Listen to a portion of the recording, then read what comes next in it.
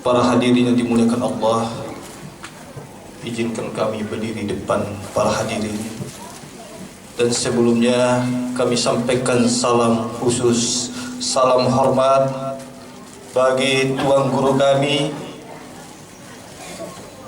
Al-Habib Muh Al-Atas dari Jawa Timur, berserta beliau Habib Hasim selaku pengasuh Pondok Darut Tauhid Malang. Dan di sini juga hadir para Habib Jamalulil, Habib Alwi Baharun, ada Habib Ali As-Segaf, Habib Siddiq, para kiai, para ulama yang mungkin tidak dapat kami sebutkan satu persatu. Dengan ini kami sampaikan salam. Assalamualaikum warahmatullahi wabarakatuh.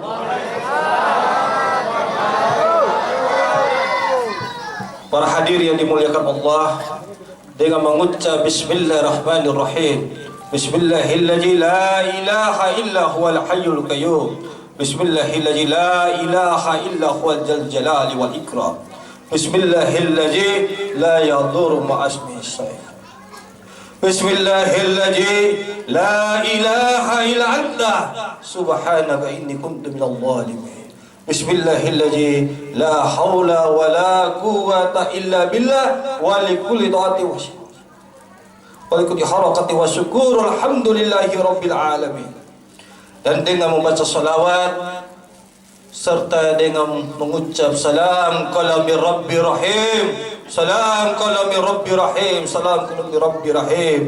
Dan dengan rahasia la ilaha illallah dan dengan rahasia surah Al-Zalzalah, mudah-mudahan bumi digoncangkan dengan kegoncangan dasar atas berkahnya maulid di musola yang kita cintai pada hari ini.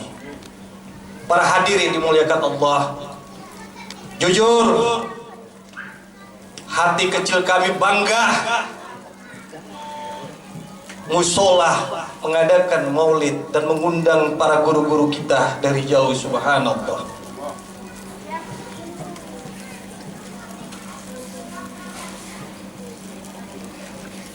Insyaallah maulid pada hari ini dapat menggoncangkan hati kita sebagaimana kita dengarkan maulid tadi.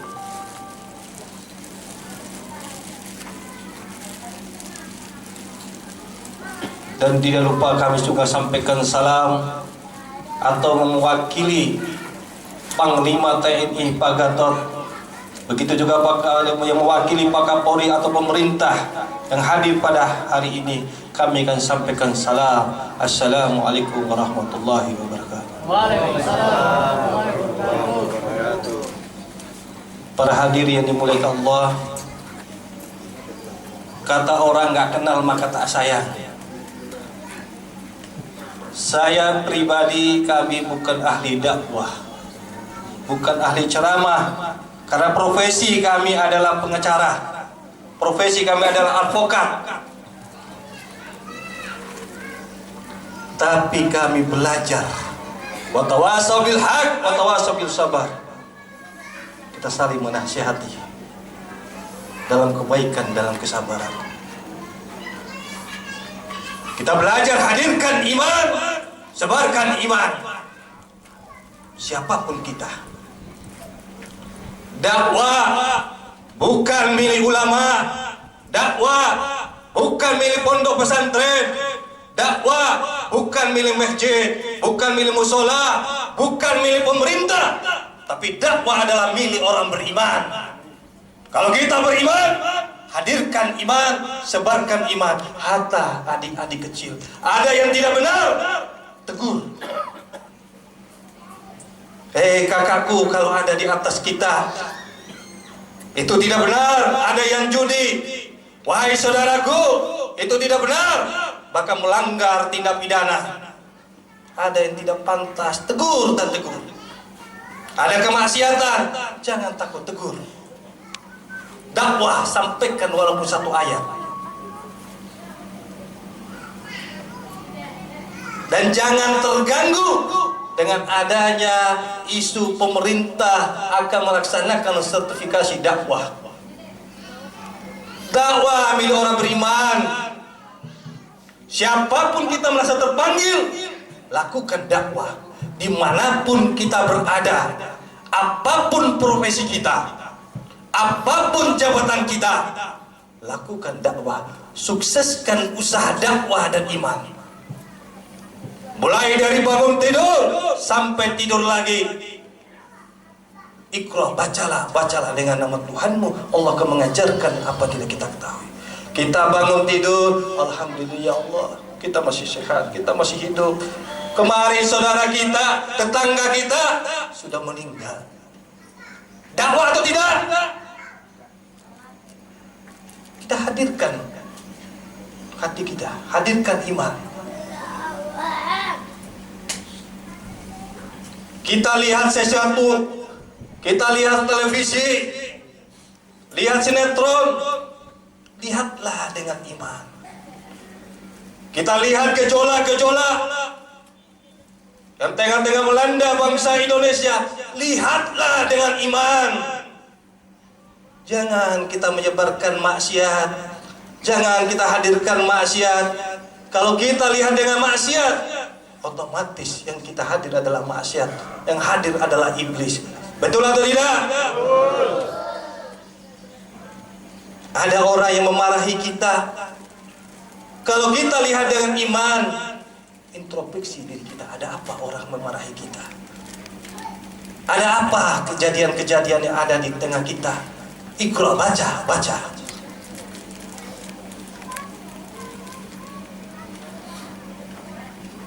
Tadi selain kami memperkenalkan profesi kami adalah advokat, profesi kami adalah pengacara, dan insya Allah mengembangkan advokat dakwah. Seperti apa? Di dalam setiap penegakan hukum, bagaimana ada usaha dakwah dan iman. Bayangkan Bapak Ibu, bila mana setiap penegakan hukum ada usaha dakwah, ada iman. Kita lihat setiap permasalahan, setiap kasus, bahkan di dalam rumah tangga kita lihat dengan iman. Tidak sedikit rumah tangga kita cerai-berai, tidak sedikit, hampir di tiap-tiap pengadilan agama tiap hari orang bercerai. Nauzubillah. Bayangkan, hanya masalah ekonomi, masalah lisan kita tidak bisa ucap, berbagai masalah kita digoncangkan, masalah ekonomi, karena kita menyikapi dengan tadi, bukan dengan iman. Yang hadir adalah maksiat, yang hadir adalah keributan. Betul atau tidak? Mulai pada hari ini, mari kita hadirkan hati kita. Lihatlah selalu dengan iman. Selain kami tadi profesi majelis advokat, kami juga alhamdulillah kebetulan dituakan di Majelis Zikir RI 1. Dan beliau-beliau yang hadir pada kesempatan ini adalah guru-guru kami, para orang tua di Majelis Zikir RI 1, yang dimana Majelis Zikir RI 1 dengan visi misi mensukseskan gerakan nasional, membantu, mengarahkan, mendampingi Bapak Presiden Republik Indonesia untuk mensukseskan revolusi mental dengan amal agama,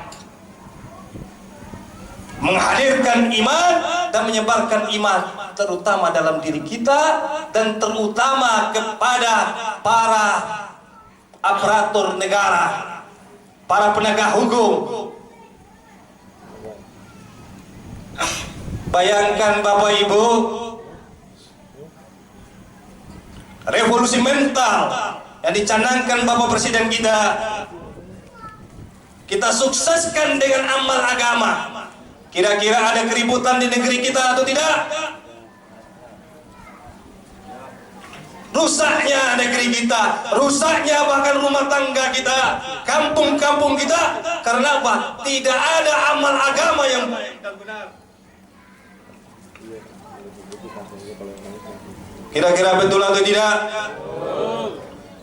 Bayangkan kalau kita ada amal agama, mulai dari bangun tidur sampai tidur lagi, kita amalkan agama, kita amalkan maulid Nabi, kita amalkan sunnah-sunnah Nabi. Nikmat atau tidak? Rasa syukur kita selalu hadir.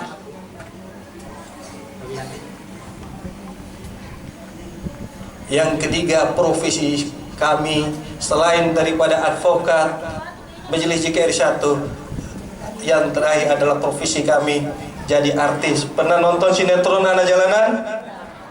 Pernah lihat wajah ini? Insya Allah yang main jadi anak jalanan. Makanya Bapak Ibu, kalau ada kalimat kami yang kurang berkenan, yang kurang terdidik, inilah anak jalanan. Kita baru belajar berdakwah. Maka nasihat guru-guru kita, nasihat para ulama, kiai, kita sangat mengharapkan selalu. Kenapa? Manusia tidak ada yang sempurna. Manusia tempatnya lalai, tempatnya dosa. Makanya wajar Bapak Ibu, kalau ada saudara kita yang mungkin dalam ucapannya ada kelalaiannya, jangan sedikit-dikit lapor polisi. Betul atau tidak? Ada tetangga marah, ada istri marah, KDRT, ya Allah, lapor polisi. Tegur anak, baru mukul, lapor polisi. Lama-lama polisi bingung. Satu sisi bingung, satu sisi senang, banyak pekerjaan. Kenapa? Kalau kita lihat dengan iman, kita marahin istri, kita marahin anak kita, kita tegur saudara-saudara kita. Kenapa? Karena kita sayang, karena kita cintai. Bukan karena dulu almarhum saya punya abah, setiap hari raket kayu dipukul sampai patah. Kalau saat ini dilakukan, kena tindak pidana perlindungan anak. Auzubillahi minyak.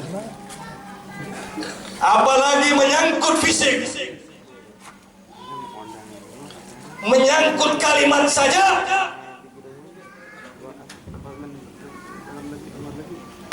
keseleo dalam ucapan saja, kita sudah dilaporkan polisi. Termasuk jujur pribadi kami sedih melihat bangsa saat ini. Kalimat yang salah, kalimat yang keseleo, urusannya jadi urusan polisi. Bahkan kita saat ini berdakwah saja jadi takut. Kenapa? Takut kita salah ucap.